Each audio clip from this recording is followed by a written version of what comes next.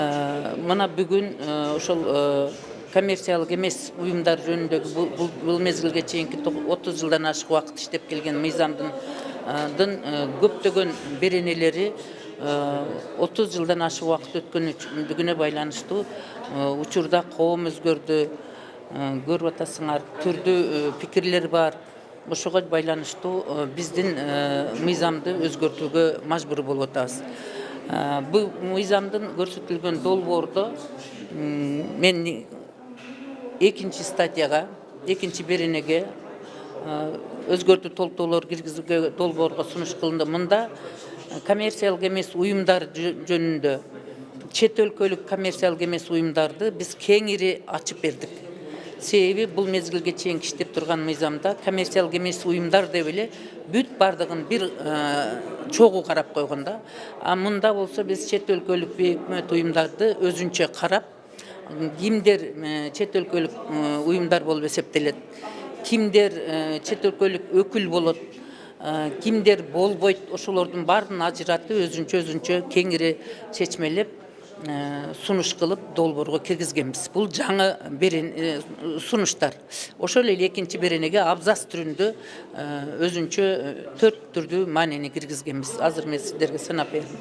Андан кийин 17-чи беренеге биз бир топ сунуштарды киргизгенбиз. Ал жерде эмне максатты көздөйт бул мыйзам.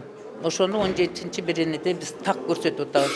Биринчи кезекте ошол статистикалык маалымат боюнча, отчеттуулук боюнча, бухгалтериялык отчет боюнча, ошол эле мезгилде кайсы жактан каражат келет, аны кайда жумшайт, эмне кылат, ошолор боюнча. Андан кийин келинген ошол бейөкмөт уюмдарда кимдер иштейт, анын бөлүмчөлөрүндө вертикалдык түрдө түзүлүшү кандай болот, анда иштеген кызматкерлер кандай айлык алат, алар салыкты кандай төлөйт,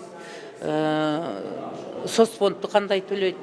Ушул сыяктуу кылтыр бөлүп биз 17 статьяда так анык коюп берип атабыз. Өзгөчө мында кыскартып айтканда отчеттуулук, ачыктык, жоопкерчилик, тартип, көзөмөл, мамлекеттик көзөмөл болуш керек.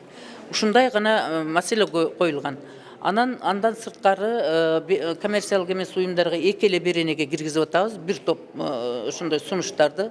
Анткени өзүңөр билесиңер, мамлекеттин ичинде иштен каржыланабы, сырттан каржыланабы, жекече каржыланабы, коммерциялык эмес уюмдардын бардыгыны мамлекеттик көзөмөл сөзсүз түрдө болуш керек. Себеби биз эгемендүү мамлекеттин өзүнүн ички саясаты бар. Ички саясатында ким кандай жумуш менен шугулданып атат, бүт бардыгы отчеттуулукту ачык айкын көрсөтүш керек. Анан силерге мен баса көрсөтүп кете турган нерсе, биз ошо киргизген экинчи беренеде дагы, 17 беренеде дагы бир дагы конституциянын бузулган жери жок. Сөз эркиндигине тыюу салган бир дагы сөз жок ал жерде. Экинчиден, адам укугун тебелеген, басмырлагандагы, куугунтукка ала тургандагы эч кандай сөздөр жок. Болгону иш аракеттердин тартипке салуунун ыкмалары көрсөтүлгөн. Азыр мен силерге жогоруда айткандай. Андан сырткары кылмыш жаза кодексинин 201 беренесине биз кошумча киргиздик. Коммерциялык эмес уюмдардын бул мезгилге чейин жоопкерчилиги жок болчу.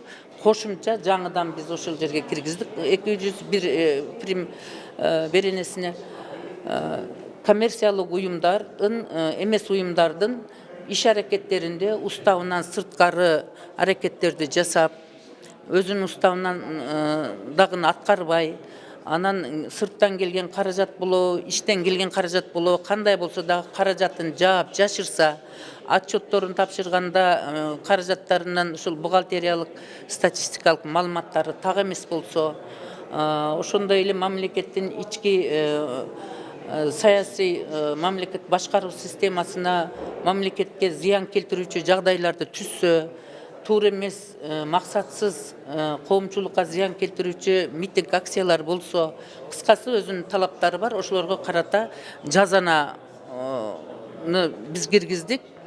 Birinci bölügünde 5 yılga çeyin anan штрафы менен. Экинчисинде эскерткенге да карабай, дагы эле ошондой бузукулук аракеттерин жасай бере турган болсо, мамлекеттин ичинде түрдүү туура эмес иштерди жасап, мамлекеттин ушул эгемендүүлүгүнө, коопсуздугуна шек келтире турган аракеттерди токтотпогон болсо, анда штраф менен кошо 10 жылга чейинки сунушту киргизип атабыз, жоопкерчиликке тартуу жагын. Ушул 3 багытта өзгөртүү толуктоолор киргизилди. Неме сунуш кылынып атат.